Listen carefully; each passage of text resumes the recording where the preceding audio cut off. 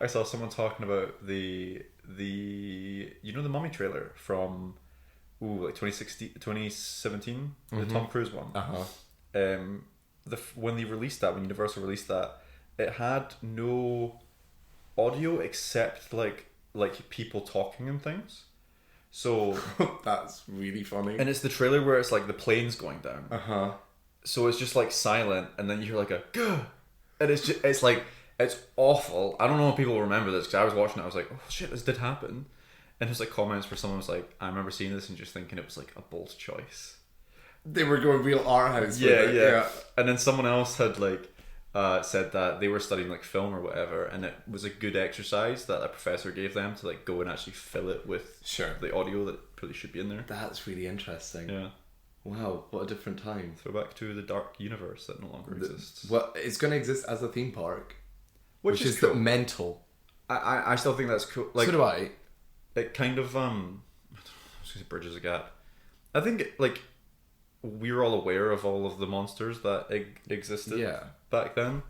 Shame that they're not able to make decent films with them in it. Who knows? This year, what comes 2 Frankenstein movies this year. Oh, you got Guillermo del Toro. Yeah. And Maggie Gyllenhaal's, which is called The Bride. Oh, which apparently, part of the news, Cinemacon, it's like a Bonnie and Clyde with Frankenstein and his bride. Cool. Which sounds really fun. Yeah. Who knows? Yeah, I think interpretive spins on these things are more interesting than recreating them. A universe. Sure. Yeah, we don't need more. I would have been happy with the Dark Universe had they actually pulled it off. Sure. But like, how the fuck do you pull that off and make it interesting? I think all of the different films would be different tones too, which doesn't mean that you can't have like a team up movie or whatever. But like, what would that even look like? Yeah, exactly. What are they fighting? It'd just be like the first Suicide Squad, which is dog shit. Yeah. So. Thank God we pivoted away from that, and we're pivoting straight into this episode. Welcome back to Plot to Go, episode number 15. I'm Jack. I am Steve. No. I'm Owen. Oh, fuck. I was going to just refer to you as Steve for the entire episode. I don't want to be called Steve. No. We've got an episode for you, because we just saw, a Minecraft movie. Not Minecraft, as I've written down. Well, yeah, and so you thought it was Minecraft movie? No, I thought it was just Minecraft. I thought it was the Minecraft movie. Yeah. Because that's what everyone had been referring to it as for like 10 years. Oh, yeah, the Minecraft movie. Yeah. Yeah. I don't know why I said years like that. It's like a New York City. Well, reference back to that. Yeah. But yeah, it's called A Minecraft Movie. Yeah. Great name. I kind of like it because it's like, if this flops... That was just a Minecraft movie. It's not the Minecraft movie that we'll get to. Yeah. Come back to the Suicide Squad. Like how they have Suicide Squad. Yeah. Genuinely, if you have no interest in watching that movie, which I imagine a lot of people don't, stick around for this conversation because one of the wildest cinema experiences. Maybe the wildest, and we just had an episode 2 weeks ago talking about our wildest cinema experiences. Yeah, I think it was more like our best favorite, ones. This wasn't a favorite of mine. It genuinely wasn't. Really? Yeah. Okay. Well, we'll jump right into it. We're also going to talk about Death for Unicorn. You're going to talk about I'm going to talk about Death for Unicorn. Some of the CinemaCon news to come out, there's been so much, so we absolutely will not get to all of it. But and I missed it all, which means that you're just going to tell me stuff, and then I get to react. Whoa. Live stream. Why are you talking like Matt Berry again? I don't know. Live stream. My voice is just going. We get 30 minutes in, and it's just silence from your end. It's me, Matthew Berry. And then we'll end with a question, of course. Should we just dive right into it? Yeah. A Minecraft movie based on Minecraft. We'll get to the plot eventually, because it is so basic. Yeah, it's ChatGPT. It's really funny that the first 15 minutes are them trying to loosely set up how everyone gets into the world of Minecraft. Yeah, and it had me just this is Jumanji. Yes, honestly, most video game adaptations, as of recent, are similar plots to this. The video game exists as a world outside of the human world. Mm-hmm. It's not just taking place in the Minecraft world. It's also kind of Tron Legacy because of the arcade and I mean, that. Steve from Minecraft, as a child, yearned for the mines. The children yearn for the mines. Yearn for the mines. And he was denied as a kid. Yep. So as an adult, he goes back to the mines. And what does he discover but a portal to the Minecraft world? He discovers two pieces that go together to make a portal to the Minecraft world. And he goes there and he lives a wonderful life for many years and then becomes trapped in this world. And our movie follows 4 characters who end up in this world and they work together with Steve to save the Minecraft world and get back home. Cheers. It's ridiculous. Should we start with our cinema experience? Yeah, sure. Can I go first? Go. I was actually just kind of uncomfortable because it started off like quite funny. Like it was roaring and cheering. I keep describing it to people as like the scene in Endgame where Captain America gets Thor's hammer. Yes. But the whole time. Yes. Or at least like every 5 minutes when something would happen and then like people gave it an excuse to. There's also just like screaming and shouting all throughout. I do think it's like it is funny. Yeah. And it did make like a kind of like fun experience for that movie specifically. Like if you know what you're going into. What generally happens when people are like hysterical though is like someone takes it too far. And so within like 2 minutes I had like sweets getting thrown at me. Yeah. And I wasn't sure like what the next step up from that was. And it just had me kind of like on edge for like the first 10-15 minutes. And Daniel, who was next to me, like was in the same boat. Like neither of us could like focus on the movie because it was like where the fuck you do we didn't go from know here? what level they were going to stop at. Yeah. So eventually I was like, either they're going to run out of sweets or they get bored. Well, so one of those two things happened. But the movie's set up that way because the first like 10-15 minutes is like Jack Black as Steve being mental, and then we go to the real world and it's like the heartbreaking story of these 4 people that you're gonna follow, and it does just like slow down like a lot, and you can feel it in the audience. Yeah. I was like, oh, the movie's lost. All the fucking kids. teenagers behind us got bored immediately. We, for context, we were in the biggest screen I think in the cinema. I think so. It's screen like 7. I mean this for us. Yeah. That doesn't mean anything. That means nothing. Lucky number 7. Say like hundreds. It's like, Yeah. I mean, it's big for the UK, I guess. It's enough that like our seats were like a whole stage down and the other one's like a barrier in front of them. Like Yeah, there's like 2 levels. Yeah. Filled. I mean, we walked in like just at the end of the ads and I was shocked by how filled it was. Because when I booked it, we also went with like a massive group of people, which I think added to the enjoyment of the movie. Yeah. But when I booked it, it was not busy. So when we walked in there, I was like, whoa. And already it was like an ad that was playing for like South Asian cinema. And people were like, woo! Yeah. Like there was an energy already from that. Yeah. That I was like, oh. I think Minecraft stuff kept popping up on the screen that I wasn't really paying attention to, and that was getting like a McDonald's ad appeared and people went mental. a real amount like, of cheers.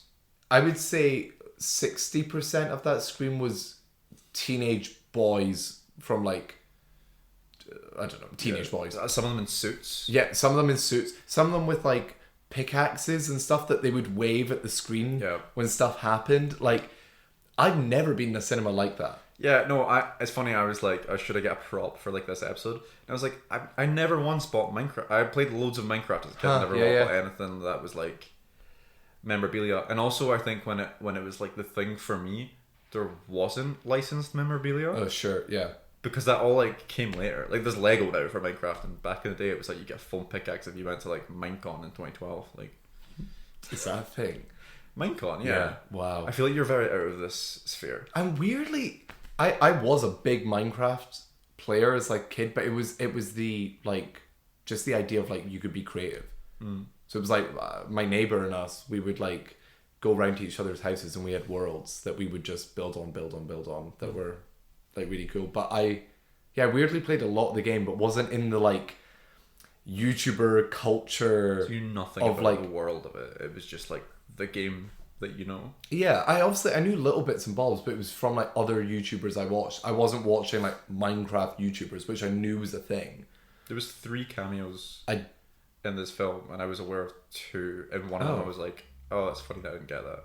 was it there was a moment where the crowd went like mental, and I was like, who the fuck is that? There's a few, so I don't know whether to just talk about the cameos or not. Yeah. Oh, maybe not. They're not spoilery, and also like you said, I think people that are watching this maybe just Probably don't don't. Yeah. The first one we see is, I think, Dan TDM. He's one of the. Oh, I think yes. you're aware of this YouTuber? Yes, I do. Did you recognize him in the film? No, who is he? He looks quite different now. It's when Jason Momoa's like at the storage. Yeah, the storage. So that's the person people popped for. Sure. Okay. There's also the scene where there's a pig that walks out with a crown. Mm-hmm. There's a YouTuber whose name was Technoblade that was like very beloved, who passed away from cancer a few years ago. Oh. So that was for him. That's why Jack Black's like, he's a legend. Oh. And I think there was uproar for that. I can't remember. But there must have been, because I was sitting there like, I don't know who that is. But I know who Technoblade is. I just never made the connection, because Technoblade is like a human-shaped player that had like a pig head and a crown. And then the last one is that I recognized was Jeb, who is like a member of the dev team for Mojang. And he was like serving at the table with Jennifer Coolidge in The Villager. He was like the ginger man bun guy. Okay. Yeah. I wondered. That's interesting. 'Cause I was like, what? That scene plays really weird because they already have food, and this guy has food in his hand, and he just is there, and then he walks away. I was like, that's just bizarre. They give him no lines. Okay. So it was it is bizarre, because I remember thinking externally of like how they chose to shoot this. Yeah. Because he has no lines and he's standing there. He barely moves. Yeah. And then I think they cut away to a different waitress or something. That's really bizarre. Yeah. As you say, it didn't ever make me feel uncomfortable. Were this a movie that I was looking forward to, I would be pissed, because there was moments where it's like, you can't hear what's going on because people were screaming and chanting and stuff. There was one moment when the chicken jockey arrives on the screen that half the cinema stood up and like went mental. I actually can't describe what this viewing I experience kind of was liked like. that bit. So did I. It was funny. Like, but what was weird was like, people had been shouting "Spider Jockey" because they'd been in the film already at that scene. Yes. Someone had shouted "Chicken Jockey," and I was like, "Why?" And then we got to that scene, and I was like, foreshadowing. Wow. He knew. There was so many points where like the volume that like if there was ever anything that was off screen, the volume would always come from like the back left of the cinema. But there was also like boys in the back left of the cinema shouting. So moments like for a split second where I was like thinking something was happening in the film, and it's just like someone shouting. Yeah. There was one guy that was shouting "Nether Portal" over and over again. And it was kind of annoying, but also like the dedication to like keep shouting it at that volume was like kudos for like doing it the whole fucking film. Like having the energy to do it. Also, I think they were American. Oh. This felt like what probably America felt like for like Endgame and like Marvel movies. Like, just wild. Also, the movie is constructed in a way that I think they're aware this would happen, because they'd be like, oh no, I got this Ender Pearl from the Enderman, and there would be like a gap in the audio. Yeah, I don't think there was as much as like maybe we thought there was going to be, though, because agreed, there was a lot of like when he says "I am Steve," there's not a big pause after that. No, yeah, because people start screaming, and then like someone starts speaking on screen, and we're just like, what's going on? Compliments to the screenplay is that I guess, despite not being able to hear most of the lines, you can still follow the story. Yeah, can you? Because the kid's called Henry and Hank. Oh, yeah. And we were like really confused about that. So, what did you think of the movie out with the experience, I guess? It's a popcorn movie with nothing to it. Yeah. I think if you're like a kid going into this would be really fun. I was trying to picture like watching this like elsewhere, and I think it'd just be like, what, like at home or something? Yeah, or like on a plane or something. Because I said before, I was like, I could watch this on a plane. I think. I don't think I'd want to watch this on a plane. I don't think I'm interested enough to watch this on a plane. Because it's not even a fun popcorn movie with like a good core to it. I mean, there's very slight messaging of like creativity in this film. Barely. When like the whole thing of Jack Black, spoilers I guess, choosing to go back to the overworld, the real overworld, at the end, and taking on like the actual challenges of real life instead of like the escapism of the overworld, the Minecraft overworld. Mm-hmm. But it's oddly anti-video game, the messaging. Yeah, truly. I mean, it's the same thing with like Ready Player One when they brought out the film. They introduced like the whole like Tuesdays and Thursdays the virtual reality space isn't open. Mm-hmm. Different though, because that's not advertising a video game that exists. Mm-hmm. I can't think of any other video game films that are like anti-video game in that way. No, nothing pops to my head. Because other ones are very like straight to, so like Mario. It was like Mario. Yeah. It's not like people going into the Mario world. This is, I think, the problem with the movie is that IPs like that, there is story there to like, and there's characters to flesh out. The whole idea of Minecraft is this endless possibilities, be creative. So they've had to fabricate a story, and it's, I mean, just loosely sewn together. Yeah, it feels very thin. Yeah, I mean, there's even like details in the film where I'm just like, that's not how that works. Oh sure, yeah. Like crafting and stuff. Sure, it didn't bother me. The whole thing, the kid brings in objects from the real world and makes an object that doesn't exist in the game, and I was like, that's actually kind of cool. Mm-hmm. The way that they tame the wolf isn't how that works, because you tame it and then it's yours. It doesn't have a name. Yes. The game has name tags for a reason, and then like it loses its collar, so now it's untamed, but it's evil again. But and then it gets tamed by a different person, but still belongs to Jack Black, and then still has the same name when he gets the collar back. All these little details that if you've played the game, it felt like it was trying to be that though, like this. What's that thing from South? Is it South Park? The member berry thing of like, there's just like reference. That'll appease people. We'll name things in a universe because that's what people are here to see. Like all the things they name, they use. I think. Like they walk into the room and they're like, "There's this thing and there's this thing and there's this thing," and they all get used in the end battle. I think. Okay. Do you know what I mean? Though it just felt very like when people criticize Marvel and like cameo stuff. This just felt filled to the brim of like, remember this in the video game? Yeah, I don't think it was as much like useless cameo stuff of like, look at this block, but more like get as much in as possible. Yeah, so like the way use they the nether as well, yeah. and then like make up more characters that don't exist to loosely tie together a story. Yeah. I think you mentioned like this being like a kids movie and stuff. I think that's fine, and if a kid wants to like watch this and enjoy it, whatever, it's noise and colors on a screen. That's what it is. It's like a lucid dream. Yeah, but like I feel like we expected more from movies, especially maybe like the 90s and like 2000s when it came to kids movies. Yeah, and like that slowly has been disappearing to it is noise. Yeah, we complained about this a few weeks ago. What is this? What's the description that I was speaking to Jimwa, I think, and he mentioned it was like sensory videos, kind of is like what is what. Oh, like Cocomelon? Is that the thing with the like? Yes, like exactly like Cocomelon and Baby Shark. Like that's kind of what these things have become. Yes, noise. Also, the weirdest thing about this experience is like we were going to go to a later show or as late a showing as possible to avoid like kids. Kids, yeah. In my mind, it was going to be screaming little children. So, as was my brain. And then it ended up being like teenage boys. I don't think the target audience is children.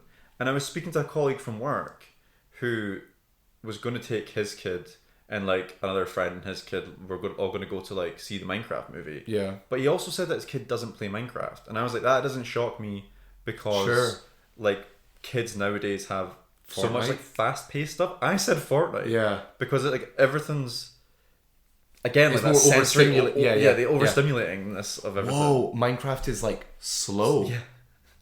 That's mental to think about. Wow, sorry, and the conclusion of that, is he taking his kids? Or I mean, that's like a whole other... Oh, right, okay. that guy's life. I thought it was going to be like, and he decided no, because it's not right.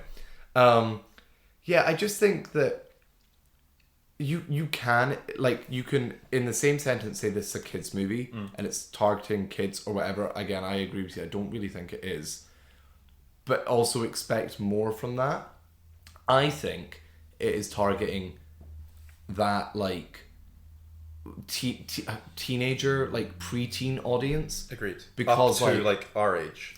Because of nostalgia and, like, references. Yep. One of the characters' names is it General or Chief?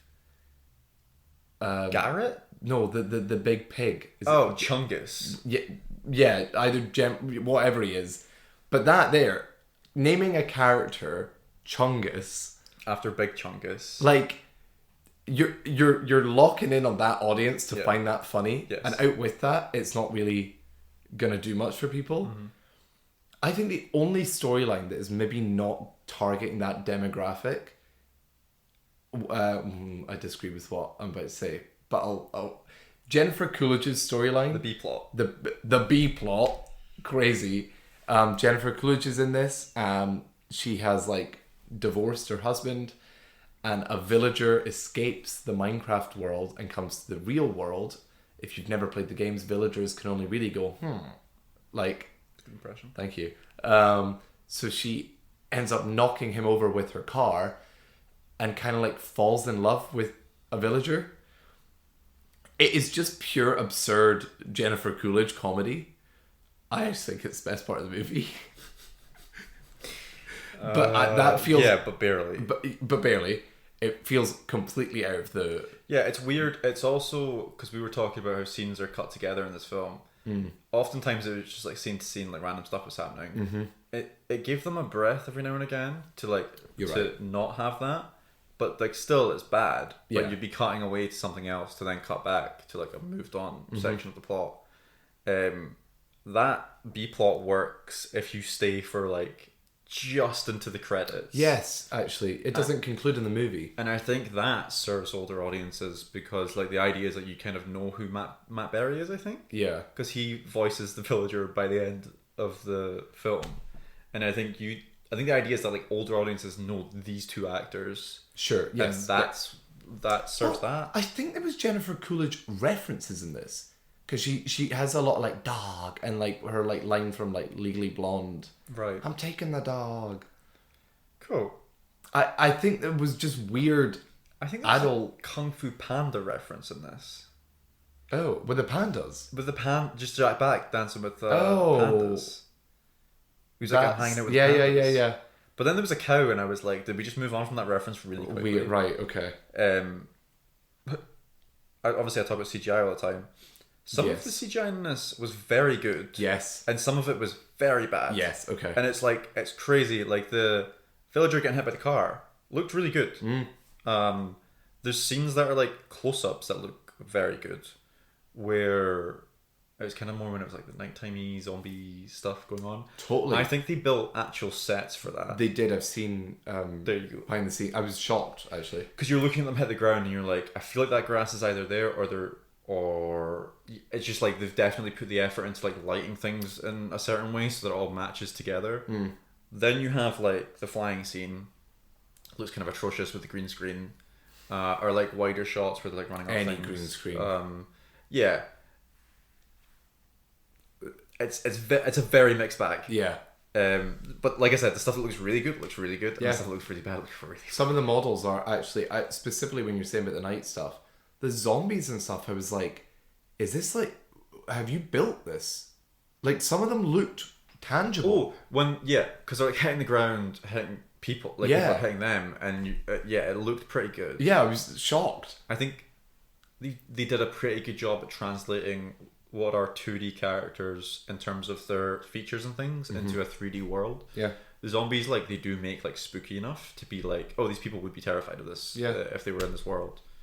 On that, I don't think this functions properly as a movie at all. I don't like to be like nitpicky and stuff when it comes to like plot, but when I notice stuff that doesn't add up, it really bugs my brain.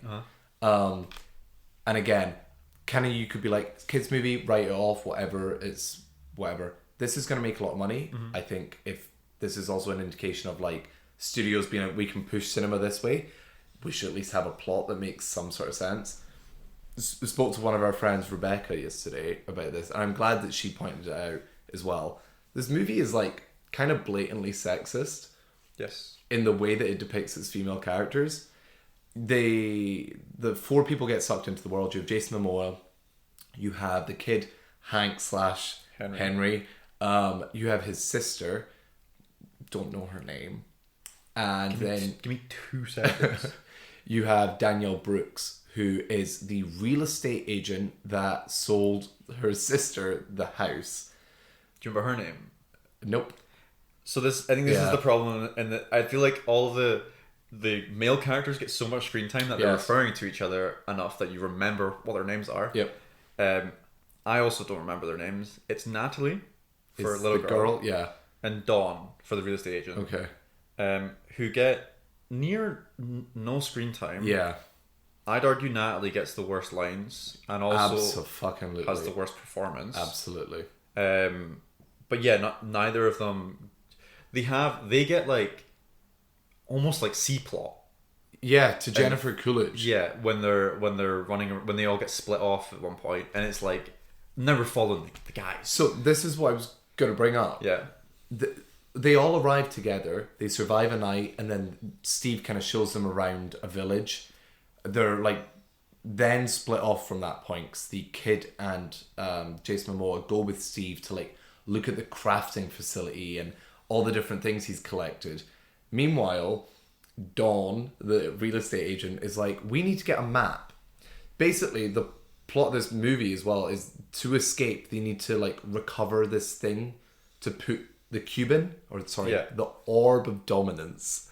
I did like that running joke. I think it's funny. The orb being the cube, because Cube World. Just to be clear, for anyone that's not seen the movie and probably will not want to watch it, the portal that gets opened by Jack Black it's 2 parts that go together to open that portal. The first part is essentially the Tesseract. Yes, it's exactly the same from the Avengers. The second part is like a glass cube that goes around that cube, and they smash the glass cube. In the dumbest way possible as well. In the dumbest way possible. And then they have to get another one. Yeah. So that's what the overarching plot of the entire movie is. We need to get that glass casing so we can escape back to the real world. And because of that, Steve, he knows this world like the back of his hand. He knows where he has put a glass cube. So he's like, I'm going to take you there. So we know that. That's been set up. And then randomly you cut back to the female characters, and Dawn's like, I found a map guy. We need to find this map guy so we know where we're going. Remember, you've just been told that Steve knows the way. And then their plot ends up being trying to track down this map guy, but like a battle takes place, so it splits the guys and the girls up.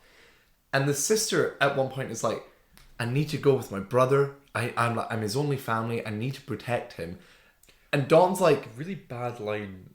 I can't remember what the exact line is that she says. It's every line. It's something like, I cannot leave him. He is literally my whole family. Yes.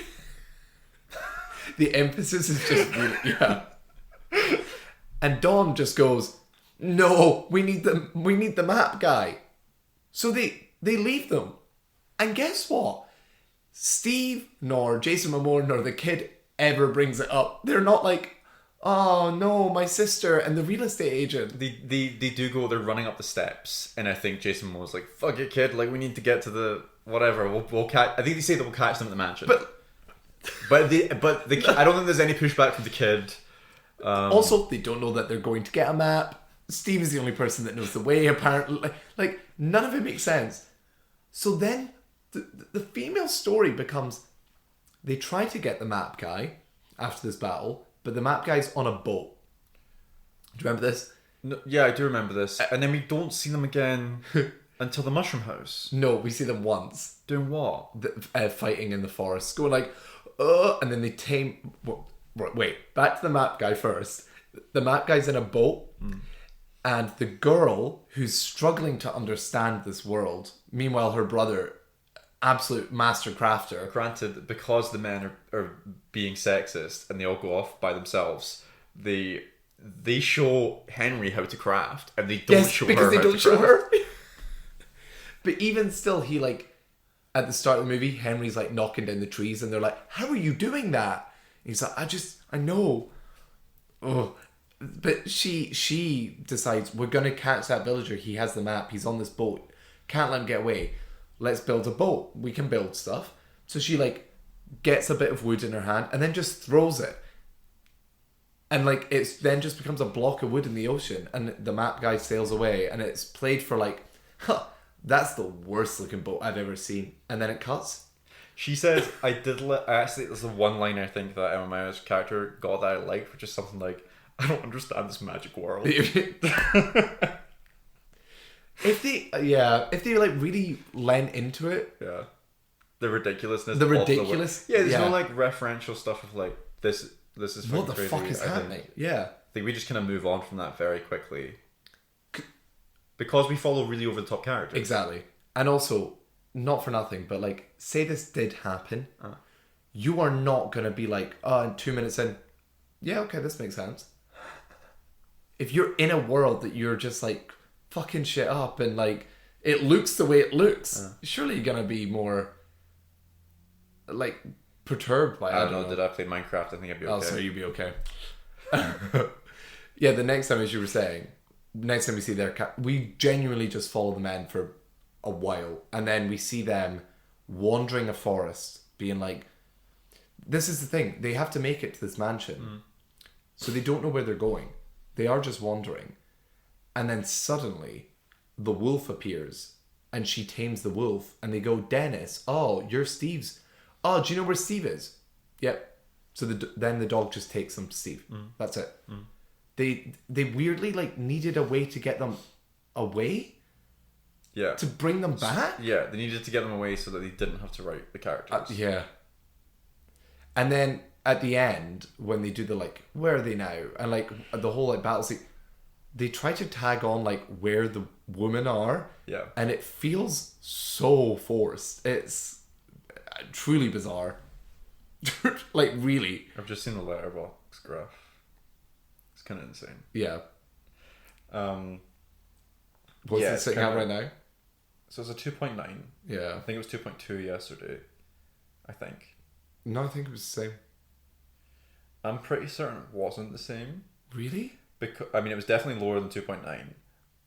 But also, when I looked at it the other day, the 5-star thing, like bucket, was the biggest one. Yeah.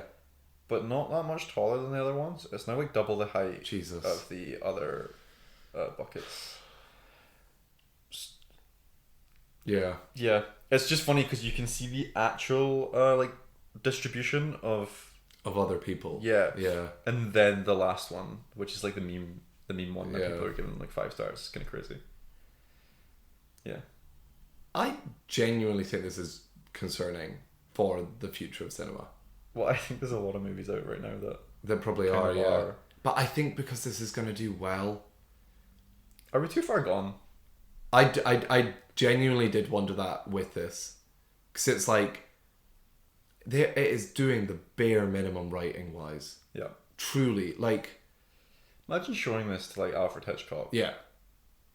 Be like, where the fuck did we get to? Show it to like Denis Villeneuve or like people right now that are making... I know, but I think like even though they're not watching the atrocities or some of these things, they're still aware of their existence. Fair.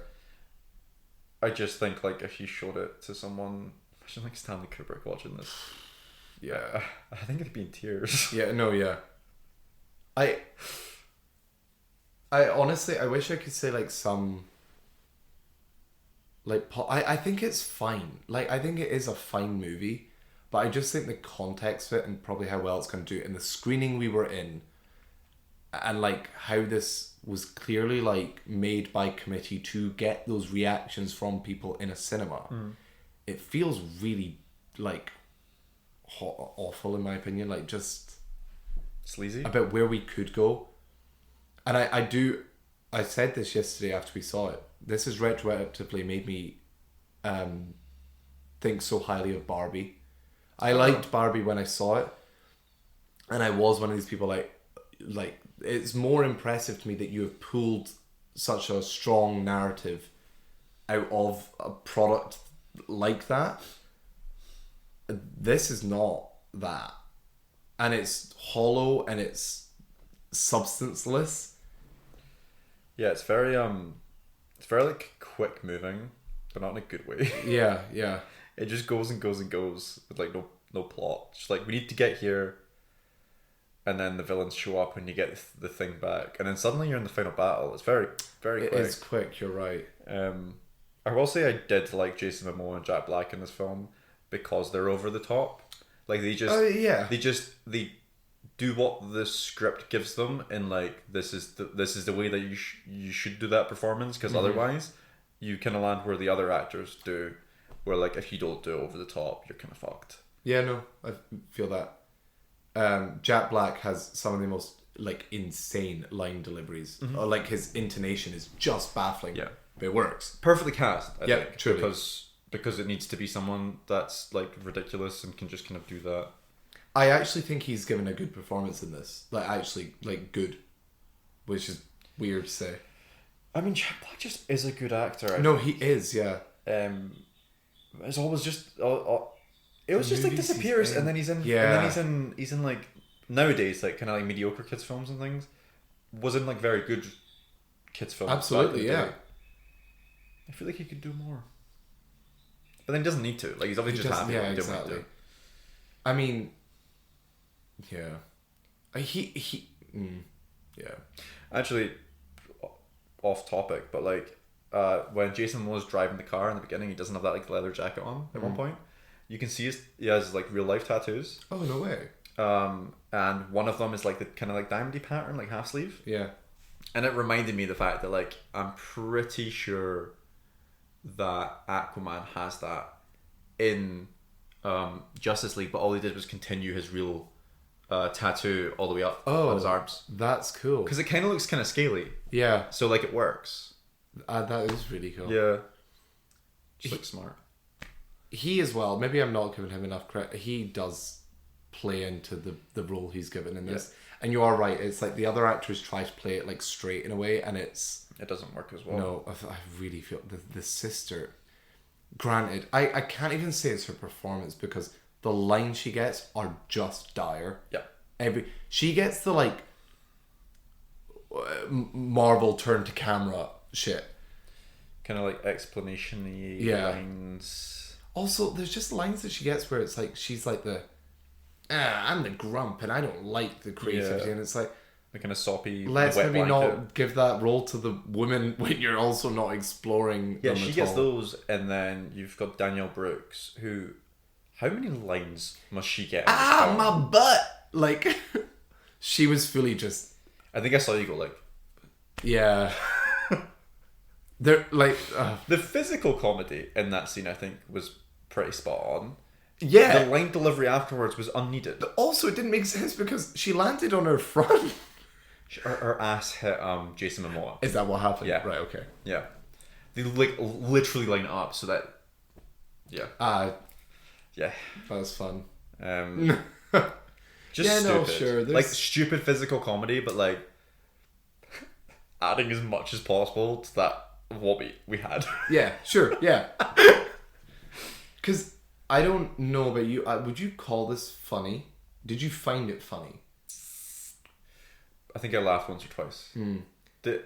I told you there was a part where I just started laughing out loud, and there was no jokes being played. It wasn't a funny scene. It was like the chase scene in the sky with like Jason Momoa and Jack Black like holding on to each other. There's explosions in the background. They're flying through like a Minecraft sky. There's like uproar from people in the audience, and I burst out laughing because I was like, "What's my life? What is going on here?" Like I just had a moment of like self-realization. Yeah. Yeah. I laughed quite a bit, but it was because we were with a massive group, and I was also next to two of our friends who probably are like me, laughing at everything, like just the absurdity of shit. So if one of us was set off, I feel like It was just a chain reaction, kind of.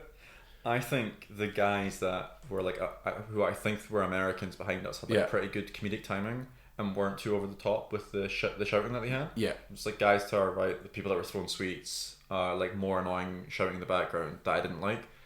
I laughed at someone in real life. What did they say? What happened is someone's like complaining about something or like yeah. I don't know what they said. It might have been like Jennifer Coolidge talking about divorce or just something like that. It was the sister. A sister says something about like she's the only family I have or something like that. Yeah. Someone in the audience goes womp womp, and I burst out laughing at that. So funny. Yeah, because to me though, funny moment in the cinema. But it's also an indication of people in the audience feel that you're just trying to like grab on their like emotions and it's not working. Yeah, terribly. Yeah. So yeah, yeah. So that I found funny, and I had multiple moments where I was just like, "What the fuck am I watching?" Yeah. Truly, the entire air ride flying sequence is just insane. Yeah. Jack Black forgets. Also, his delivery is actually really good.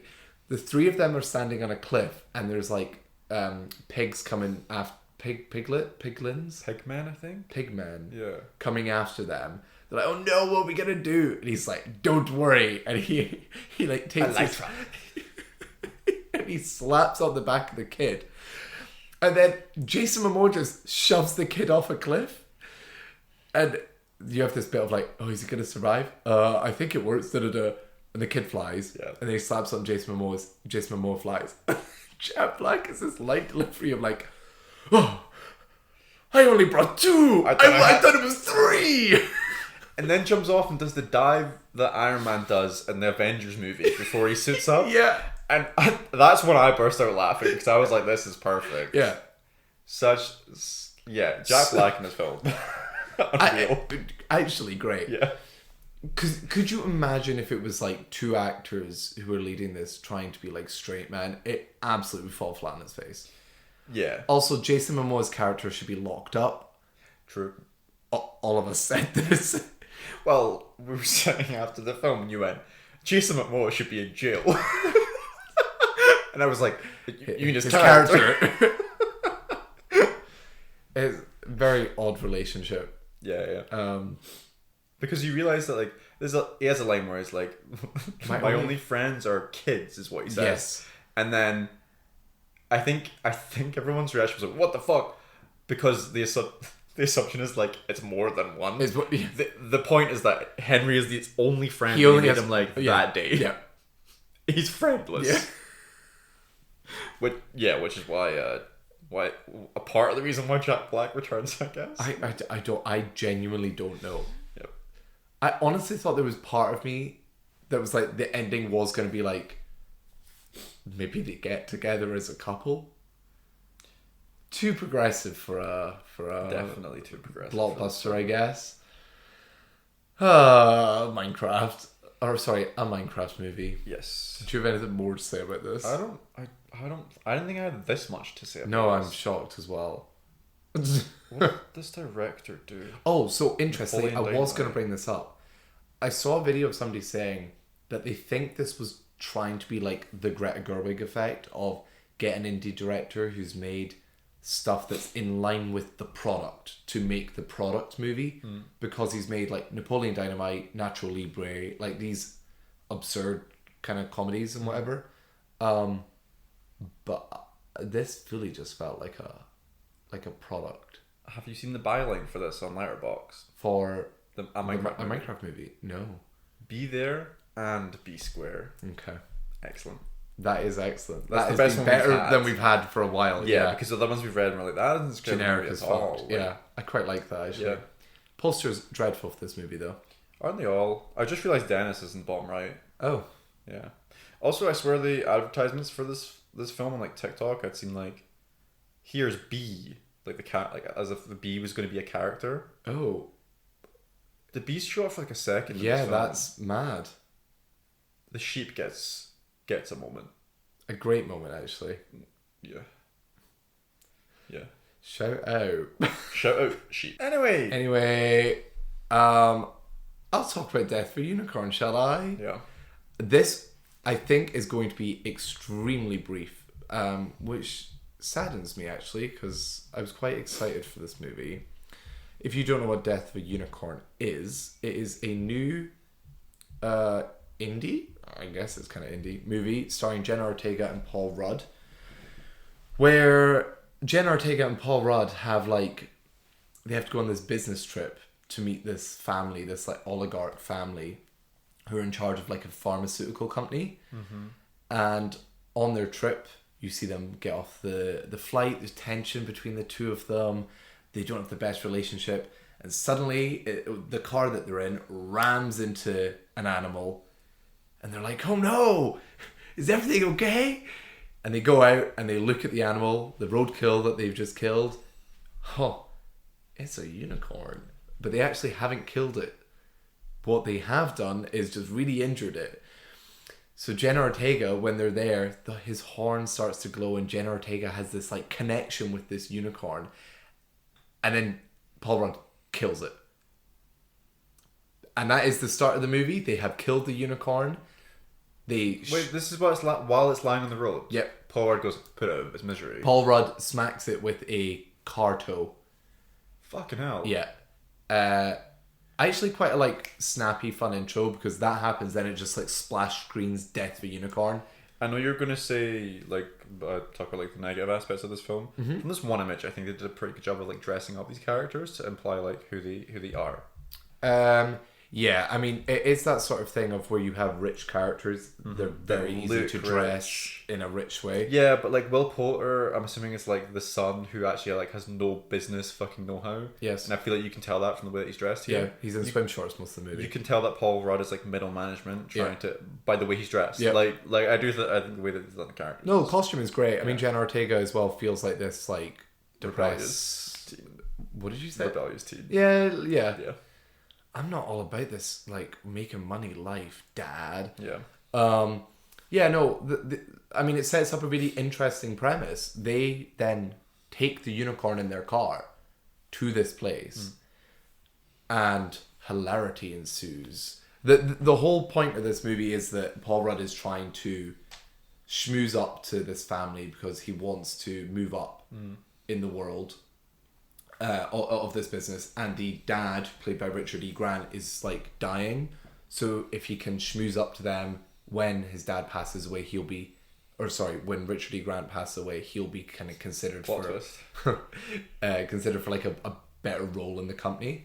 And he says to Jenna Ortega, the reason she's there is because their family want to know his family. They want to know that he has family values and whatever. And Jenna Ortega, her mum has passed away, so she's kind of jaded and doesn't have this great relationship with her dad. So because they don't have a great relationship, he's, like, trying to be, please, can we act like a great family in front of them? But obviously, because this unicorn thing's just happened, she's not seeing eye to eye with her dad. So it's there's tension there. Jenna Ortega realizes she, like, it's actually kind of pathetic. She has acne, and for any audio listeners, I am putting that in air quotes. She has 2 spots on her face that's, like, made a big deal at the start, and I was like, why? Did she just have spots that day? Like, why are we making a big deal of this? And she goes into the bathroom to, like, freshen up, and when she wipes her face, she's had, like, a bit of unicorn blood. When she wipes on the spots magically disappear. And it's this first indication that this unicorn is a cure for, or its blood and its whatever is a cure for different things.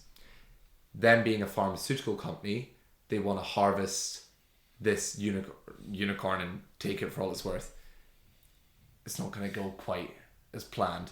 Won't spoil where the rest of the movie goes. That literally is just the setup.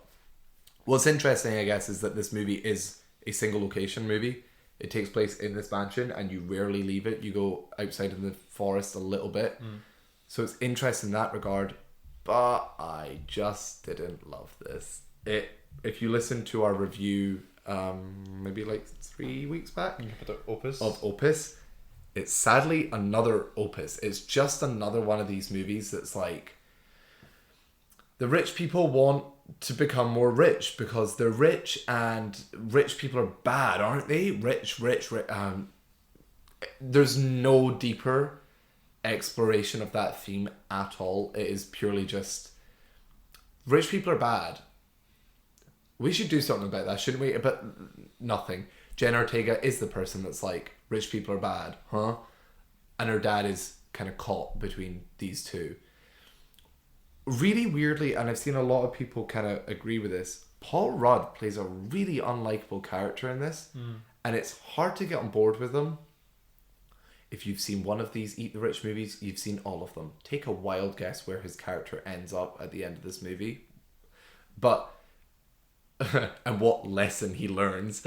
But there's like little bits and bobs throughout the movie where he's kind of given a decision between family and career. And he picks career a lot of the time throughout the movie because he says he wants to get a better life for his daughter and him. He's motivated by money. But there's one scene that's with a scientist that's like the rich family is co-opting them into doing something for them with this unicorn, and the scientist is like, we're doing this, you know why we're doing this though? And he's like, yeah, I know, money. And she goes, family. And he's like, oh yeah, family. And I thought that was really weird to include when you're trying to motivate his character like as wealth because of family, like it is all in service of his daughter and him. But to straight up be like, oh no, it is the money that's motivating me. And then where the film ends up, it's just really, it's at odds. His character's really just... Is it maybe his character trying to like give the answer that he thought he was supposed to give? Possibly, but it's not played like that because the scientists in the movie are also the lower class. So he has no reason to like lie to this person. It's very bizarre. The rest of the plot is incredibly thin. It becomes, I mean, if you've seen the trailers, this really isn't a spoiler. It becomes more of like a slasher, like horror, the satirical commentary horror kind of thing that we're used to. And it's just got nothing going for it. It's some of the kills are interesting. Spoilers? Oh, spoilers, I guess. And I'm assuming people are going to die. Not everybody survives. Yeah, maybe don't go into detail about how people... No, I won't. But the kills are interesting. But like, they're horrific. They're like really horrific in some ways. But then also, the movie's trying to be like comedic, but the comedy doesn't really work.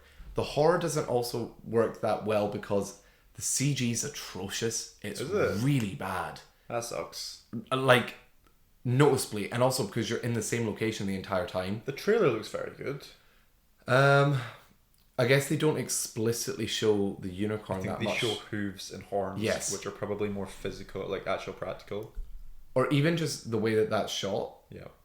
There's more of a level of craft on it instead of when you're seeing the entire unicorn, it's like jarring. So yeah, it doesn't really quite work on a horror front. The comedy doesn't really hit because I will say across the board the comedy doesn't really hit. Will Poulter, I think some people will really, really enjoy. I enjoyed him enough. He has impeccable comedic timing, like truly. I think that was his career for so long. Yes, it's his shtick, like, or was, I guess. He's just good. Like, the lines are not necessarily incredible that he's given, but whenever he's delivering it, it's like, oh, that's funny. I couldn't help but compare this to other rich families we've seen in cinema, though. Richard E. Grant even has played other rich families in Barry Keoghan, why am I blanking on this? Saltburn. Yeah. Love his character in that. Actually, the whole like Saltburn family, say what you will about that movie, I know some people have issues with it, but like the mum and dad in that movie are hilarious. I think you can still quote like lines from the mum that she has, like Rosamund Pike. She has some crazy lines. Killer lines. Yeah. I used to be a lesbian.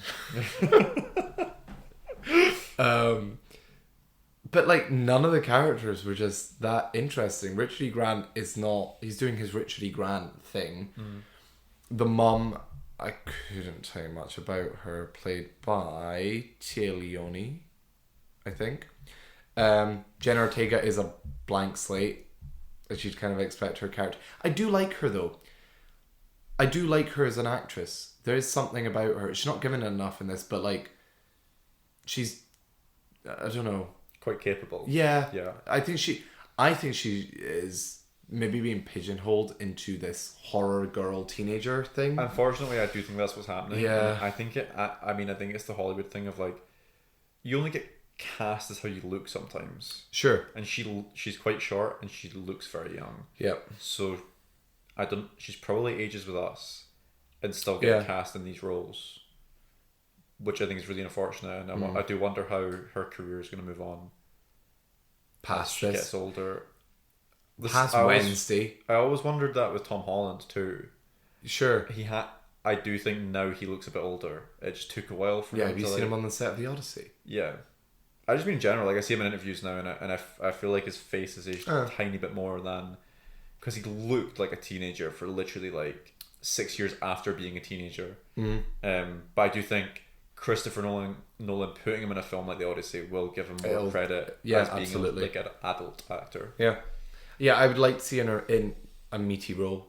I think she'd do really well. I actually think a lot of the stuff I've seen her in my opinion, is slop. I won't go into it. I hate Wednesday. I think it's a really, really poorly made show. She's great.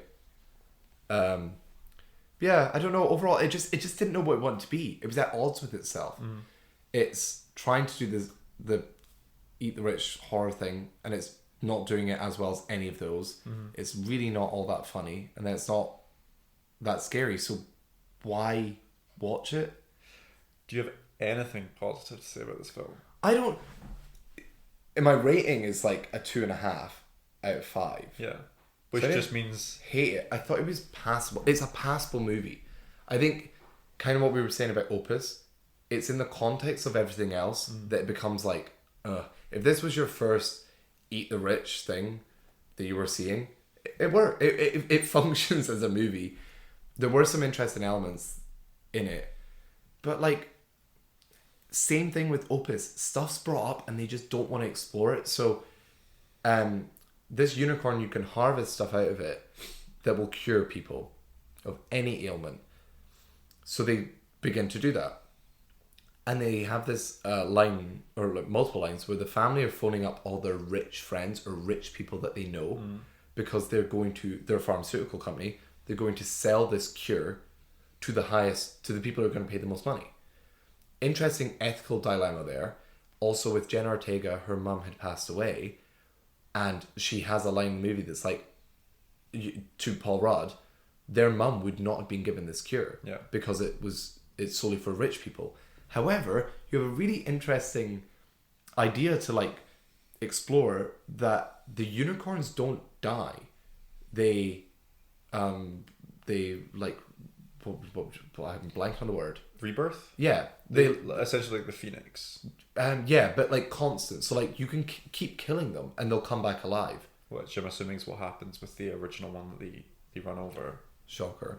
So that's an interesting like thing to play about with, because if you could just keep harvesting a cure for everything out of this animal, should everybody get it? Is it ethical to keep killing an animal to cure everybody? Like, what's really interesting about this is that like, actually, for the plot of rich people making money, it doesn't work, because you don't sell cures, you sell treatments. Sure. If everyone is cured, there's no way of making money. Yeah. Bit odd. Yeah. But there you go. Like, that's such an interesting place to take it, to talk about like, yeah, does that never the come ethical, up once? like never. It's never explored. The same thing with Opus is you had like this setup and the backdrop of what you're telling your story. So that being like celebrity and cult fan bases and all this being pharmaceuticals and mythical creatures, I guess there's that added element, but like also just the treatment of animals and the way that we go about the world at the moment, I guess, with how we treat animals and stuff. Really interesting like pockets to explore, but they default to the base rich people bad, we're not bad kind of thing, and it just sucks. It's more disappointment. It does function as a narrative, but it could have been so much more had it wanted to go down different. It's annoying. I do think the trailer for this film is very good. Yeah, I mean, you were really excited. I was really excited for it. I mean, I've not had a chance to go see it. It's really sad to hear that it's not very good. It's working for some people. And actually, as we left the cinema, it was like an early screening. There were people who were like, oh, I love that. It was like so funny. But I think you might enjoy this more depending on your like enjoyment of the comedy in this. I think I'll enjoy it more than you. I feel like that's normally where I land with these things. Maybe. I actually am not sure if you will. I'm not sure. The comedy does lean on the side of Marvel humor. Again, air quotes for. Yeah. So where does that place me versus you? Huh? I don't know. I guess we'll find out when you watch this. Yeah. I wouldn't recommend this if people are debating to go see this in the cinema, which sucks because I wish it could be like a Minecraft movie's out, but also there's this that's like interesting. I mean, I'm going to speak for the both of us. Wouldn't recommend a Minecraft movie either. No. So cinema's doing great. If you go in actually, I would recommend a Minecraft movie in two instances. If you go in a massive group and you want to experience, like in the next few days when this drops, if you want to just experience what that cinema's like, if you get a screening like we had, I think that's something in itself to experience. Or if you have a bunch of people at home to laugh at it. But even then, now that I say that, I don't know if it's that fun. Yeah, I also think like recommending people to go to the cinemas to try and catch this with. I mean, this is coming out Wednesday. People won't catch crowds like that. You think? I don't think so. I'm curious. Also, we have a group of friends going tonight. And if they will curious catch something, yeah. and even if there's a chance they might, there's also a chance they might not, and then people are going to try and catch a high that they're not going to get. Yeah, fair, very fair. Yeah. So yeah, that was Death for Unicorn. If you've seen either a Minecraft movie or Death for Unicorn, let us know what you thought. Please, because I'm so curious to hear people's thoughts, specifically on a Minecraft movie, kind of. Okay, I have a whole bunch of news from Cinemacon. Like, Cinemacon's happening right now. If people don't know, I think it's been around for a while, but in recent years, it's became like the place that people announce stuff to the point that this year it feels like absurd. I've seen people be like, this feels a little antithetical to the idea of cinema. Like, these big announcements at this big place. I've never once paid attention to CinemaCon. So, I really only vaguely recollect last year when they brought out Ariana and Cynthia for Wicked, and it was this big thing because it was like the start of the Wicked rollout, I guess. Wicked, truly wicked. But this year they seem to have just went all in. So I guess this is by presentation. How much news have you got here? There's absurd. I'm gonna skip over a lot. So skim through. Get ready. In a few weeks' time, there might be a solo episode that I have to talk about news. So I'll cover some of that. In a few weeks, yeah. 2 weeks, right? Yeah. Spoilers. Firstly, they announced Spider-Verse images and news about that. Did you see any? I actually did see the Spider-Verse images. Yeah. Thoughts on that? They looked about as good as a Spider-Verse image is going to look. Yeah. I think there was about 5 that I saw on TikTok or Instagram or something. Honestly, it comes out in 2027. That's the other thing I was going to ask. Yeah, June 4th, 2027. And it just kind of had me great. Silence. Genuinely, yeah. It was am I supposed to be excited for this? I think nowadays I'm getting so peeved with cinema and announcements and delays and. Interesting. You'd rather stuff just happened? Well, it's funny because I want them to take as much time as possible with this, but I also know that regardless, I don't know how animators are going to be getting treated. Yeah. So it doesn't give me confidence at all. Yeah. I would hope, considering there was such a big deal made about the animators and that this has been delayed multiple times now, it is going to be like better, but who knows? I guess we'll find out when the movie comes out. That's normally when stuff gets leaked. Sticking with Spider-Man 4 got titled Spider-Man Brand New Day, and it got the date July 31st, 2026. This one you told me about? I did. Yep. Any thoughts on this?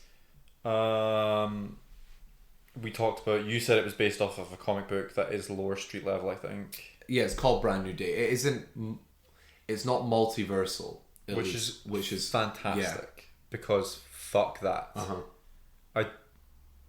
Not like No Way Home did that really well, I think. Especially in the context of everything that we've got. Yeah. Like the best MCU multiverse thing, probably. I mean, sure. As well.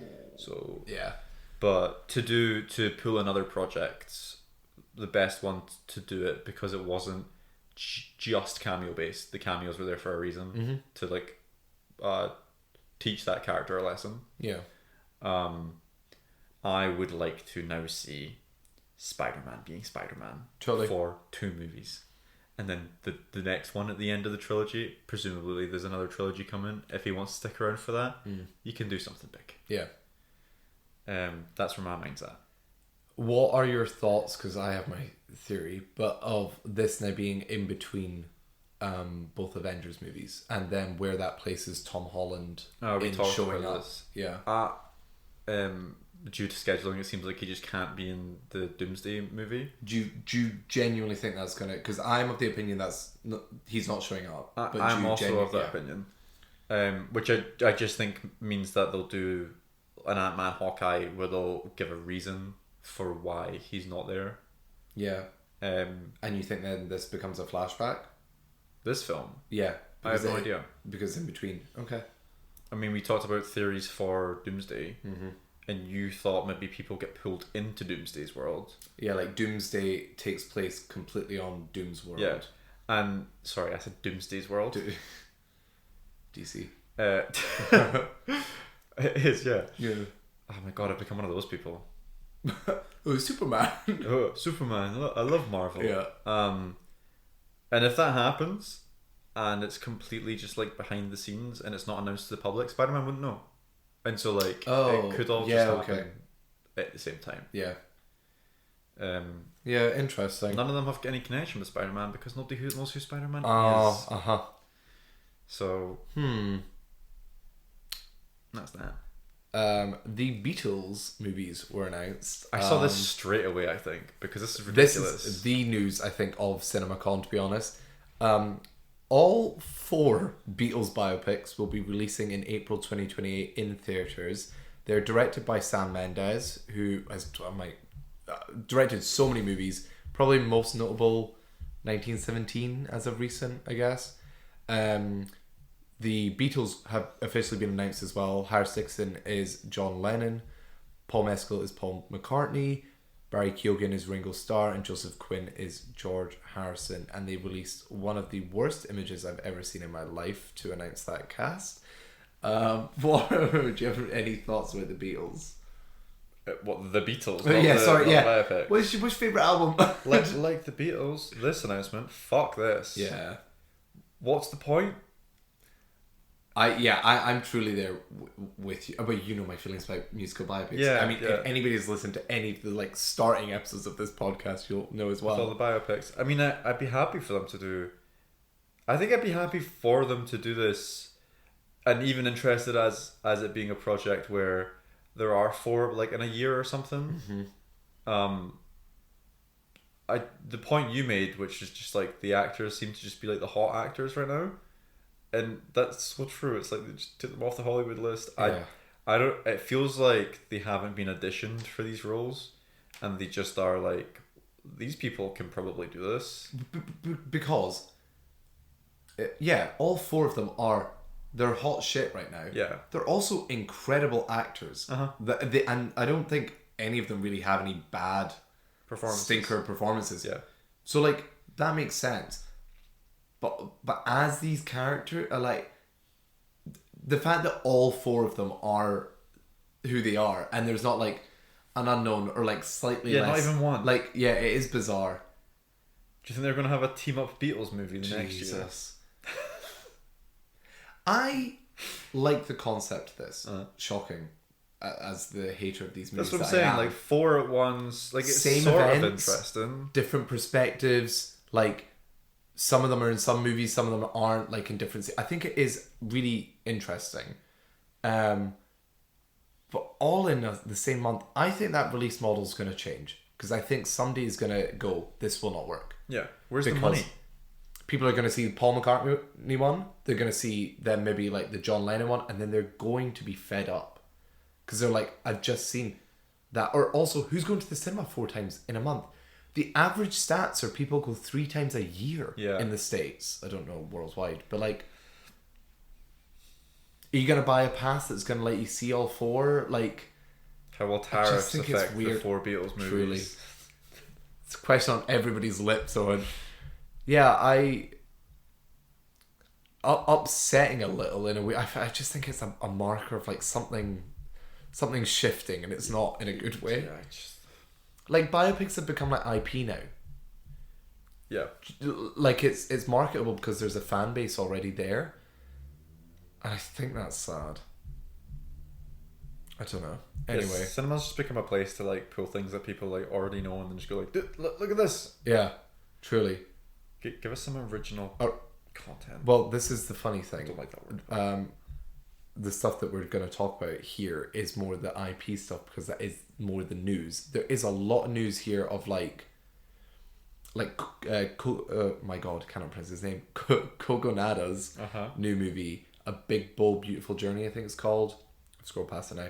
But like Colin Farrell, Margot Robbie in a movie that's like about life and like existentialism and love the sound of this. Yeah, exactly. But also that's not the thing that people are going to be like hearting and reacting to. And, you know. So moving on to another franchise, there was so much John Wick news.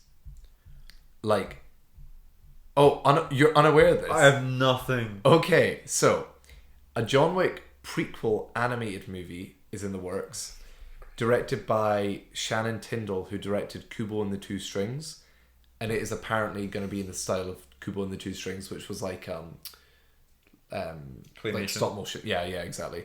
Keanu Reeves is set to return in this, and it will follow John Wick killing all of his rivals in one night to free himself from the high table. So that was announced. Before I get your reaction on that, John Wick 5 is also officially happening, and also a John Wick spin-off movie, Kane, is moving forward with Donnie Yen set to direct and star. The film will stylistically be modelled like Yen's previous action movies.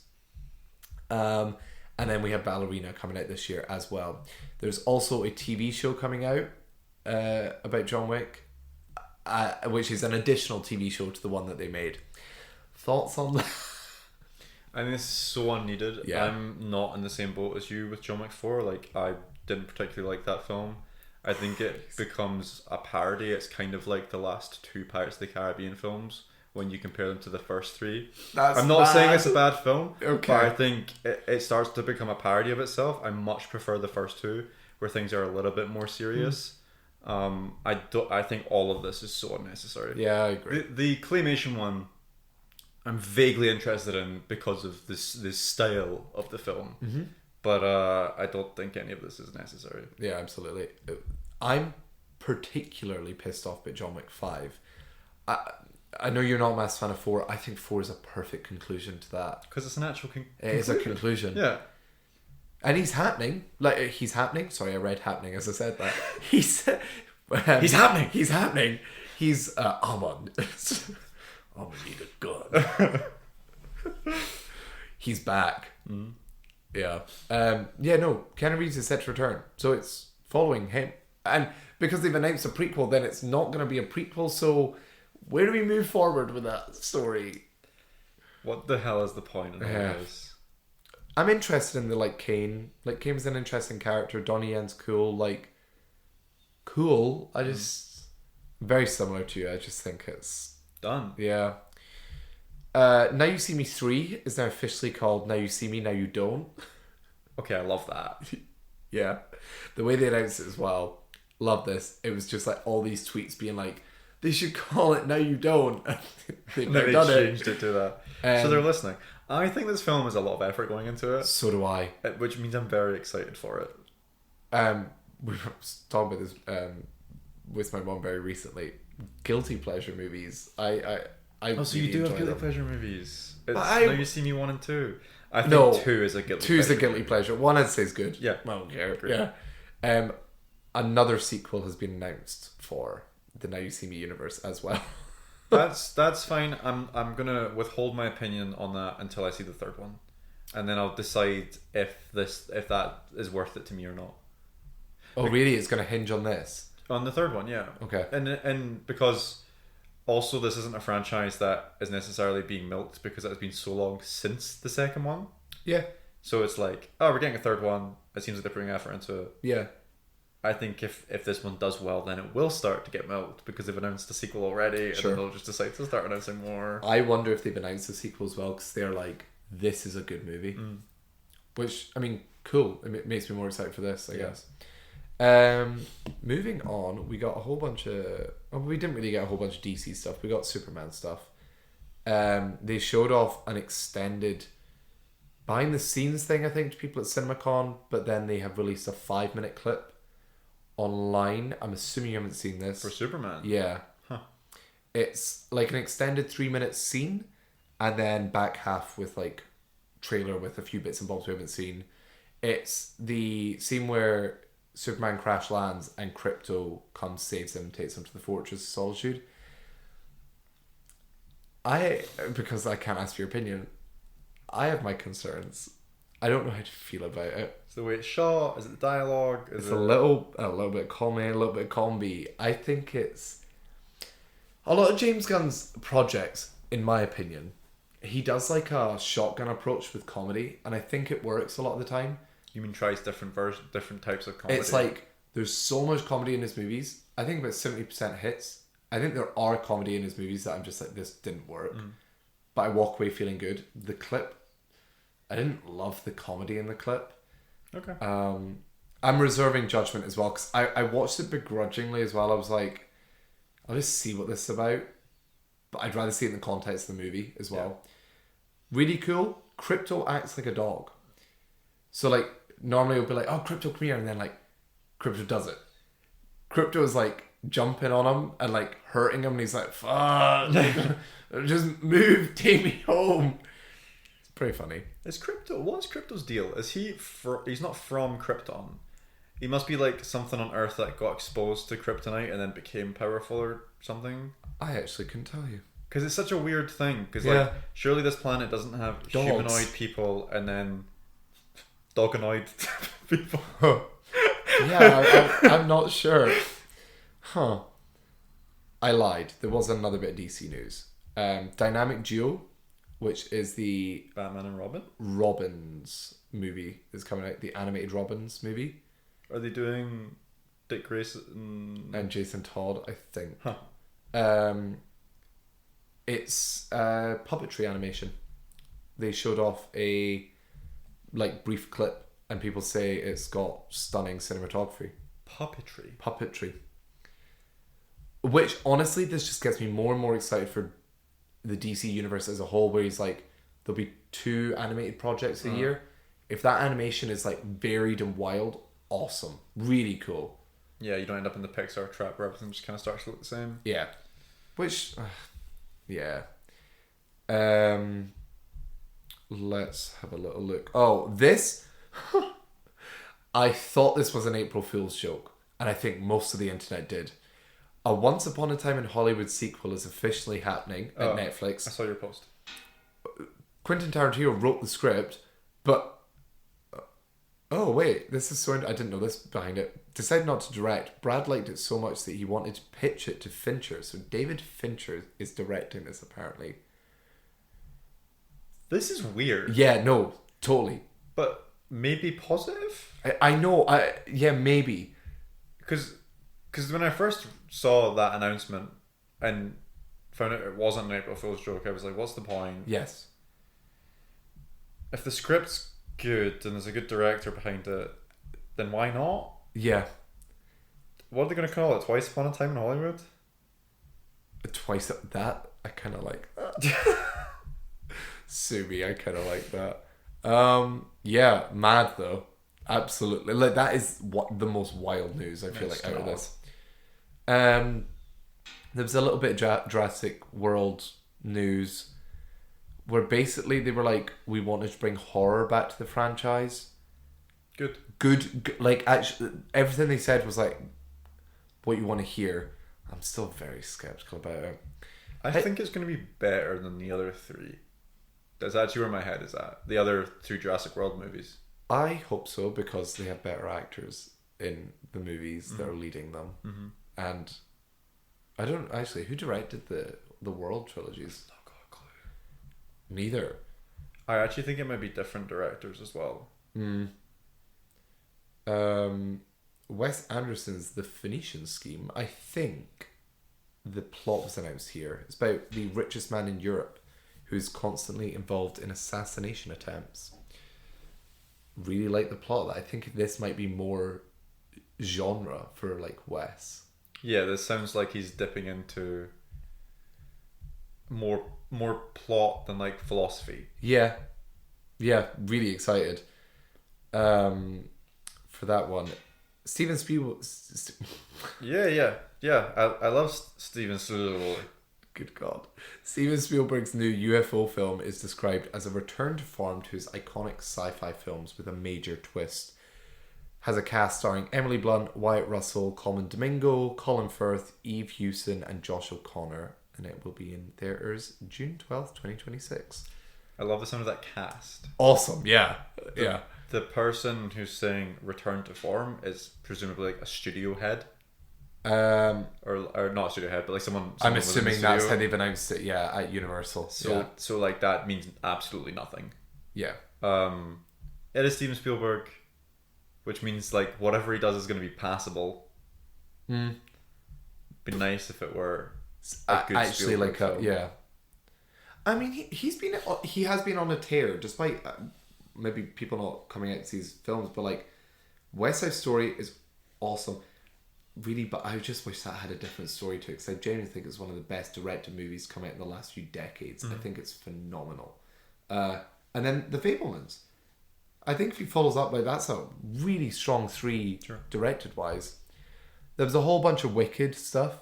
None of that was revealed to the public. It was all kind of like... So Cinemacon's becoming a lot... There's a lot of like just behind closed doors stuff. Don't love that. I heard there was an extended Fantastic Four trailer. At Cinemacon. Yeah. Again, not revealed to us, because they showed off Silver Surfer. Ooh. Yeah.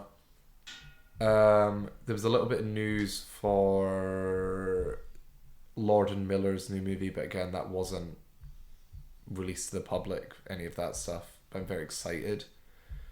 Again, new Luca Guadagnino movie. Really excited about that, but none of that stuff was released to the public.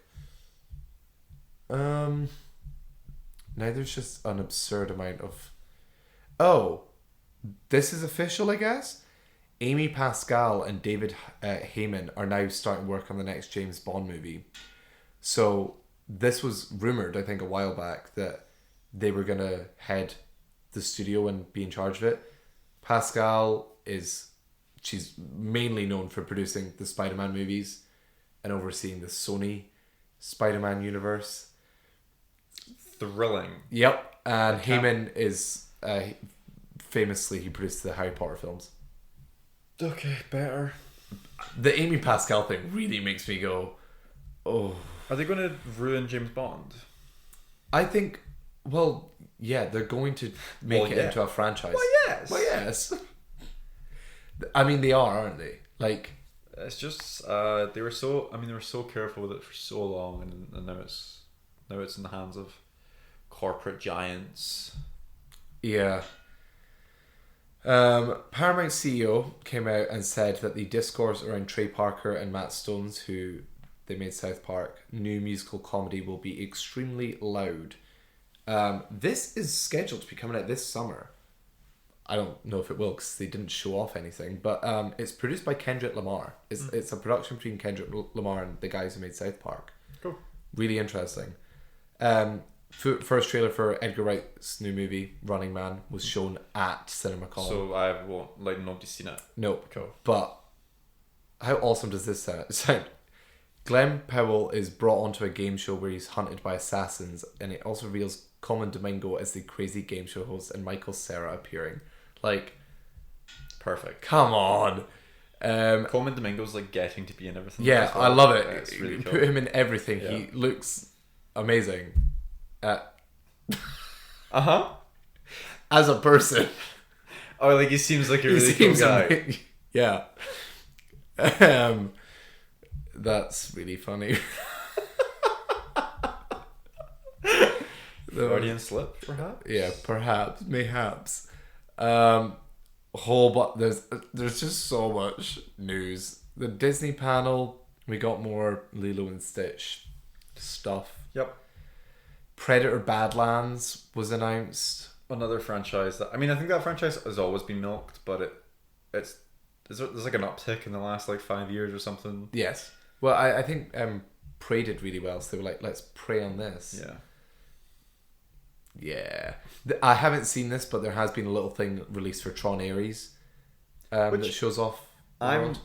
I wouldn't say I'm excited for it. I'm interested in, because Tron Legacy, not a good film, but like weirdly interesting in some ways. Yeah. I think people really like the vibes. Yeah. So I mean, Daft Punk did the soundtrack, and it's unreal. Oh really? I've Tron never seen Legacy. a Tron. I've not seen the original. The original is so old. Oh really? I think it's like the 70s or 80s. Wow. Hence why you get what's his name in the sequel, and he's from the original, and then you have like a youngified version of him. You do like the de-aging thing, and it's like 2010. Whoa. And as a kid, I remember it being like, okay, as an adult, you watch it, and it's like, that's a PS2 character. Okay. Fuck. Really good for 2010, I think. Oh sure, I in terms can't of really think of de-aging. Yeah. Because the first time I think you get like CGI de-aging that's like okay. It's maybe like Ant-Man. Yeah, because I remember people really raving when that came out. And they do the best they can, I think, in like Civil War. I do think Robert Downey Jr. looks a wee bit off as like whatever the fucking young 17-year-old kid he's supposed to look like. There is it's so funny, like the news that I'm like telling you is probably not the most exciting news. The indie stuff is the more exciting news, weirdly, in my opinion. They re-announced that the Doomsday cast hasn't been revealed, and also said that it will focus on the Avengers, the Wakandans, Fantastic Four, Thunderbolts, and original X-Men, who are all fighting Doctor Doom. Original X-Men. Yes, meaning that's how he worded it. Which means the 90s X-Men. As in like the 2000s. Was the first one not 99? Oh sure. Am I? So no, you're or right. 2000. It's It's one of those 2 years. I'll do it. Yeah. So yeah, interesting way of wording it. 'Cause you're like, who does that entail? How? It's 2000. Okay, nice. How is that possible with the way that universe went? Like, who knows? Yeah, we need to be done with those versions of the Well, X-Men. yes. Freaking move on. I hope they're done in Doomsday. They can't keep bringing Patrick Stewart and Ian McGowan back. Yeah, bless them. Also, have we been confirmed if they're shooting Doomsday and Secret Wars back to back? I don't know, because I think when I was talking about the fact that like Tom Holland's out, Yeah. like if they're doing them back to back, he's still fucked. But if they're not, then they can bring him in. Yeah. And also, even if they are doing things back to back, there's still like a little bit of a gap, I'd imagine. Yes. But he would go Odyssey, Spider-Man, straight into Secret Wars. Oh, there's nothing. It'll be in the Marvel sphere when he gets to Sony. When he gets to Spider-Man, I feel like there's nothing stopping them from just like hopping over. Yeah. A whole bunch more Disney news. We got Avatar news. Avatar's got a new logo. The Ash people are the main villains, and they look like the fire people. And there was footage shown that apparently is really good looking, shocking. When was that film supposed to come out? It's coming out this year. Was it always scheduled for this year? So I think so. I think he's stuck to what he said. the last one was the end of 2022, right? Yeah. And that's crazy. I actually thought there was gonna be less of a gap between these ones. I actually think they're pacing them out very well. Yeah, because it's enough time that I'm like, oh, that was a little while ago now. I'll go see another Avatar. Yeah, smart. Yeah. And also very good for VFX artists.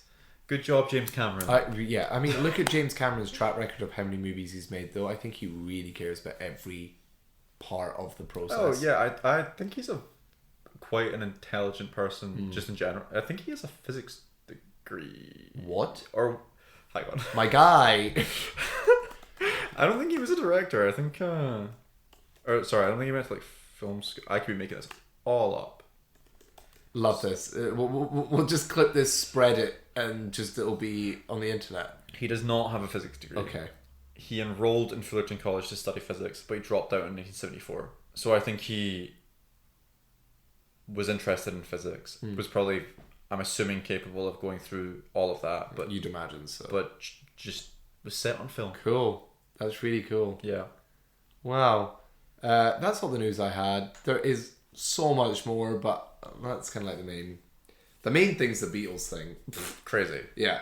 Why? Actually, yeah. Wow. I'm so curious about the process of filming 4 movies back to back as well, like as Sam Mendes. But also if they're biopics for the separate people. Oh, I see your point. They're gonna have to cross over. I was thinking like that's fine. It's like you just send them off and have different teams shooting different things, but it's one director splitting his mind across 4 different films. And then also has to remember like the perspective that I'm shooting from and who should be in each. Well, it depends. It depends if they choose to do it like that, which is which is an interesting way of doing things. What would the alternative be though? Like we're following one Beatle and the other 3 Beatles don't appear in the scene that. Well, you don't have to show, like if there's a scene in one film, it doesn't mean it necessarily has to be in the other film. Sure. So they could choose to just not like have overlap until like quite a bit later in the film. That's fascinating. I didn't ever think about the actors would be tied up for all 4. Yeah, this is. That also just means that you like strip other movies of being able to cast them for that period of shooting time. I think having 4 films all about the Beatles, even if it is different I think it just strips out of like the value of each film. I agree. Yeah. Yeah. All right. Shall we end with our question? Yeah, moving on. Also, if you'd like to submit a question, you can do so anywhere. Yeah. The Spotify comments are always open. Yeah, because it's just the 2 of us running things. Like one of us is going to spot the question. So yeah.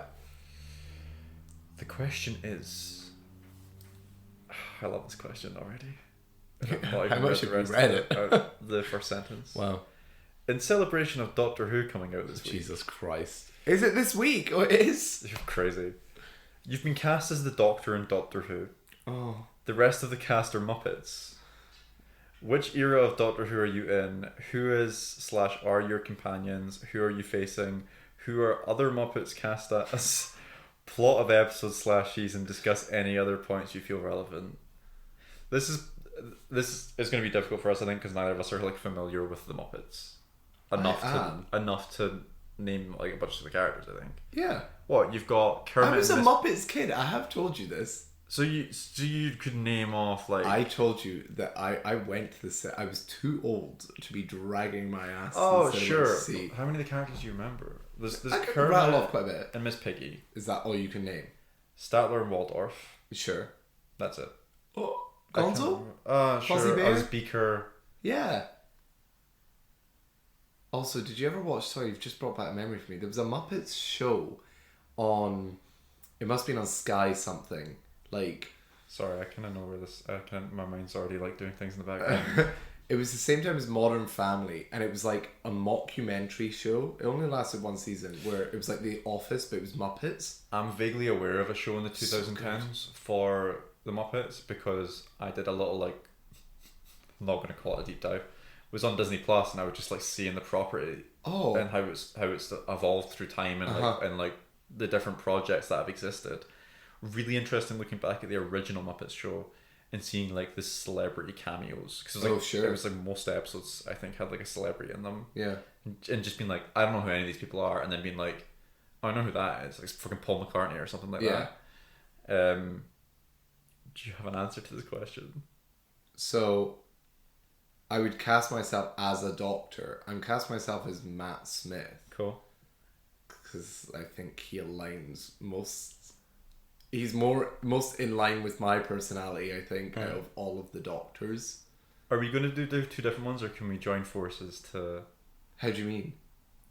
Because You also would say Matt Smith? Because I'm thinking of the rest of the cast.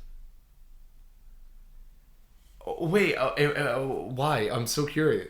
So, like, immediately I saw Beaker in my head, and he's got, like, the ginger spiky hair, and he's, like, he doesn't say any words, and I feel like Rory. Okay, yeah. And then I was like, Miss Piggy's, like, this all-consuming character, and that's very, like, River Song. Oh my god, River Song is totally Miss Piggy.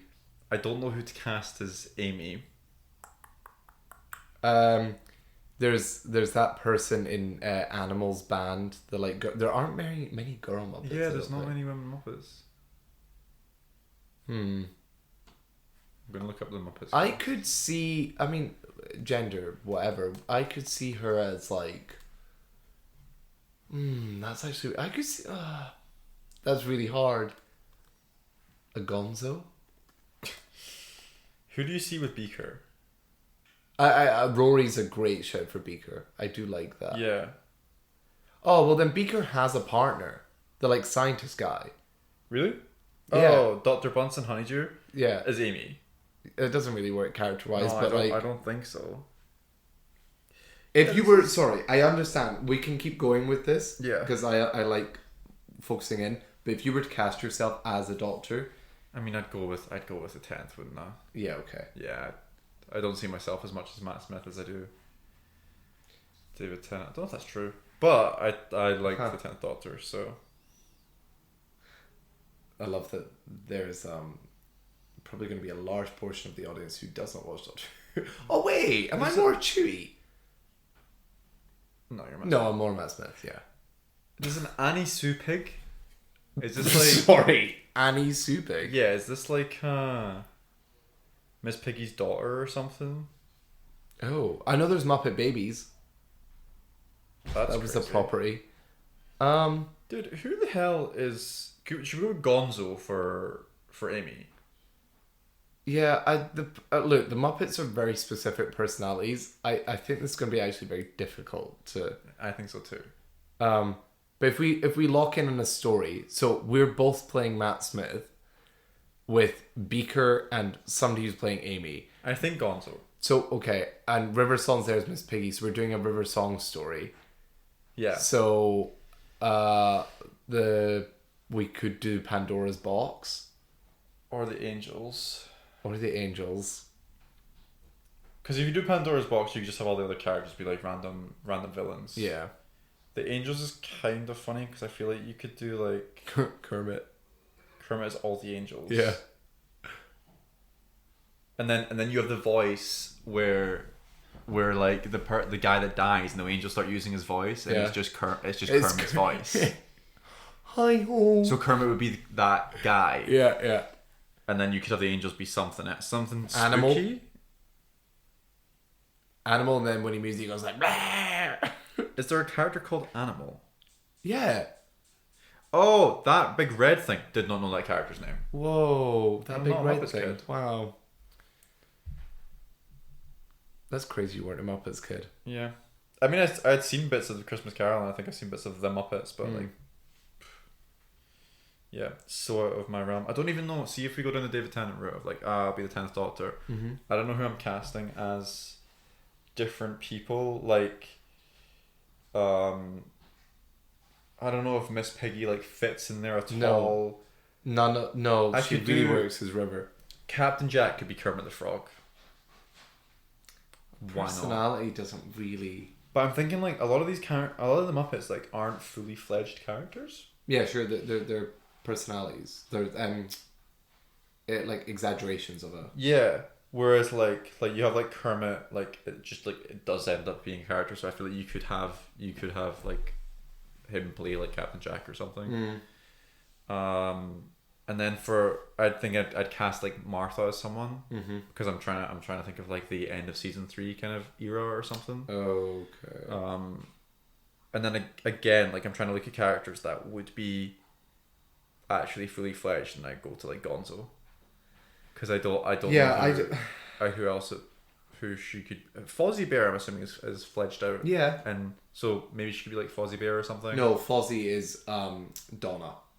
Okay, that's cool. Yeah.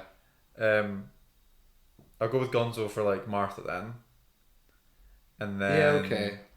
And then for the Master, I would just go with, because it's the end of season 3 where there's 2 of them. I just have like Statler and Waldorf, and funny. one of them turns into the other Great. one. Yeah. God, what else? You have the Toclafane, which are the little metal balls, but I don't know who they would can play stay out. as metal balls. Yeah, are there like robots? Is there Muppet robots? Where are the Muppet robots? Yeah, I don't know who I'd cast as other people. I don't think there's that many major characters. no, but I think we got a solid. Yeah, I think we were able to cast some. Yeah. Unfortunately, not a lot of women Muppets. No, yeah. A real failure on the Muppets' parts, I think. This has been, yeah. Never mind. There's a Janice I can see here. Yeah, Janice. That's her name in the band. Janice is Rose. I'm sorry. Oh, Looking at yes, Janice. absolutely. Janice is Rose. Yeah, okay, that works. So we got So we got Janice is Rose, Gonzo is Martha, Fozzie Bear is Donna. We don't have an Amy anymore. Well, I was thinking like different eras, so I think you could recast the Muppet. Yeah, okay. Great. That's fine. Love it. Yeah. I guess pertaining to that question, your hype levels for Doctor Who. So Not high. Oh. Are you having a Doctor Who section in the... we talked about this. I think I'll bring it up. Yeah. Especially for like episode 1 and then the finale. Yeah, okay. Or the last 2 probably. So get hyped. We'll talk a little bit about Doctor Who next week if anybody is... And I might go off on one. Yeah. It really depends. Good. It's talking about... Was it you that just went, oh, you just have to have hope, Owen, when we were talking about Doctor Who? And I was like, I've been trying to hold hope for like 7 years. Like... And when the 60th came on and we had like decent episodes, I was like, oh my god. And then we watched like Rogue as well, and that was pretty strong. Yeah. But it's all over the place. Like, give us a strong fucking season for once. And maybe this time you'll get what you deserve. You get what you fucking deserve. I'm gonna die. Thank you so much for listening to this episode of Plot to Go. It was a hoot and a holler, wasn't it, Owen? Yeah, they certainly describe it as a hoot and a holler. Yep. I am a man from the 70s, apparently. What, the 1870s? Indeed. I've lost my schedule. Next week, we're talking about The Amateur off the top of my head. Are we going to see The Amateur? I think that's the movie. I should pay attention to our schedule. Yay. I like Rami Malek. Yeah, it's either... Well, I mean, you'll get to choose... It's either that or... I think the movie's called Drop. Do you remember the trailers for this movie? The fuck is Drop? It's like this woman who's like... It's The Amateur and Drop. This woman who's going on a date with a guy, and there's like Sabrina Carpenter music in the background. Then she gets a text that's like... do you want to... Your kid's gonna get killed. And she's like, what? She's like, you have to kill your date or your kid gets killed. It looks like a movie. Okay, great. Excellent. So I presume we'll go see The Amateur. Should we start talking about old films now? I feel like we're getting into this. It's getting rough. Yeah. See, when I hear like Cinemacon especially, I'm like, all these movies sound really interesting. Where are they? Yeah. Bring them out now. It's like I don't think there's anything on streaming. We'll talk about Doctor Who, which is Let's fun. reevaluate when I'm back from my travels, and we'll figure out. And we're just doing this on the podcast. We'll figure out if we're going to keep covering shitty new releases. They do get better Well, that's cool. because we go into good period, like May through, Yeah, we get the blockbuster season, and then we get award doesn't, season. Doesn't mean better. No. Just means more interesting. Yes. Yeah, truly. So yeah, we've got that to look forward to. The week after, I guess we'll just announce this here. Owen's going to be gone. He'll be traveling the USA. Yeah, I'll be in America, baby. So I am going to do a little solo episode where I'm going to talk about a bunch of different like little movies that we haven't spoke about in the pod for the last like month, I guess. Meanwhile, I'll be more getting indie. tariffed. Well, look at that. I'm also going to talk about The White Lotus. So if anybody wants to catch up before then, it's like 2-week warning. And then I think The Last of Us will have premiered by then as well. So I'm going to talk a little bit Oh my about god, you're going to talk about The Last of Us without me. that. I know. If I was to record like a little audio message of my thoughts and send it over, or like a little video, would you put it in? Yeah. Yeah. Are you going to watch it while you're in the States? Maybe. Okay. And if I do, then I'll maybe do like a little something. That'd be quite I'll have funny, a dialogue with a voice message. Yeah. Oh, that was a great question. What were your thoughts, Jack? And then you start answering and go, great. So like, move on to the next question. Wow, I disagree. That'd be really funny, actually. You give a really nuanced answer, and then I disagree, and then I just like disagree in like, the most unhinged way possible. No. That's it.